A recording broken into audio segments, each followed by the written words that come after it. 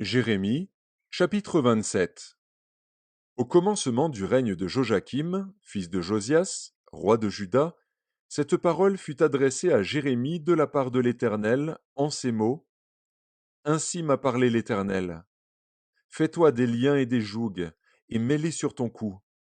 Envoie-les au roi d'Édom, au roi de Moab, au roi des enfants d'Ammon, au roi de Tyr et au roi de Sidon, par les envoyés qui sont venus à Jérusalem auprès de Sédécias, roi de Juda, et à qui tu donneras mes ordres pour leur maître, en disant, Ainsi parle l'Éternel des armées, le Dieu d'Israël. Voici ce que vous direz à vos maîtres. C'est moi qui ai fait la terre, les hommes et les animaux qui sont sur la terre, par ma grande puissance et par mon bras étendu, et je donne la terre à qui cela me plaît.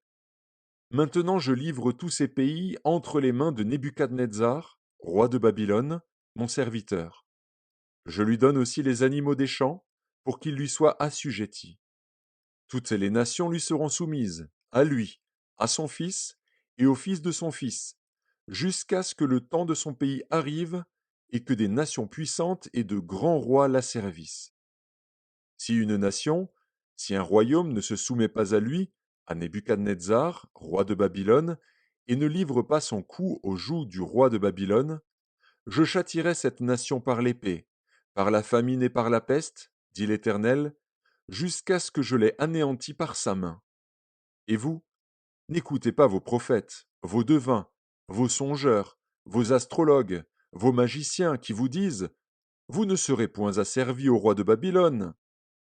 Car c'est le mensonge qu'ils vous prophétisent, afin que vous soyez éloignés de votre pays, afin que je vous chasse et que vous périssiez.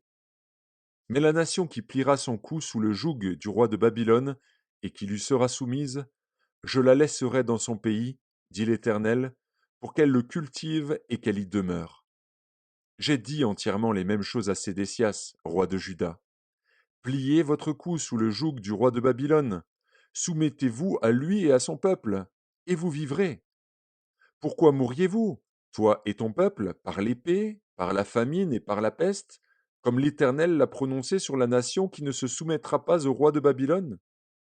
N'écoutez pas les paroles des prophètes qui vous disent Vous ne serez point asservis au roi de Babylone, car c'est le mensonge qu'ils vous prophétisent. Je ne les ai point envoyés, dit l'Éternel, et ils prophétisent le mensonge en mon nom, afin que je vous chasse et que vous périssiez, vous et les prophètes qui vous prophétisent.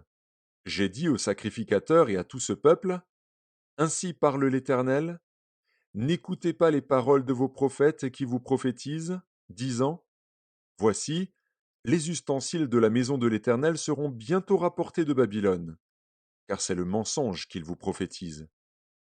Ne les écoutez pas, soumettez-vous au roi de Babylone, et vous vivrez. Pourquoi cette ville deviendrait-elle une ruine?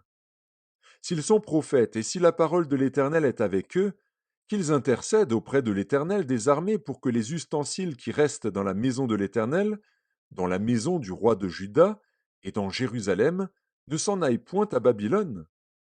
Car ainsi parle l'Éternel des armées au sujet des colonnes, de la mer, des bases et des autres ustensiles qui sont restés dans cette ville, qui n'ont pas été enlevés par Nebuchadnezzar, roi de Babylone, lorsqu'il emmena captif de Jérusalem à Babylone Jéconia, fils de Joachim, roi de Juda, et tous les grands de Juda et de Jérusalem.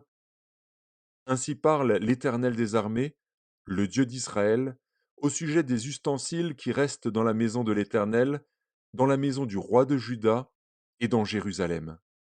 Ils seront emportés à Babylone, et ils y resteront jusqu'au jour où je les chercherai, dit l'Éternel, où je les ferai remonter et revenir dans ce lieu.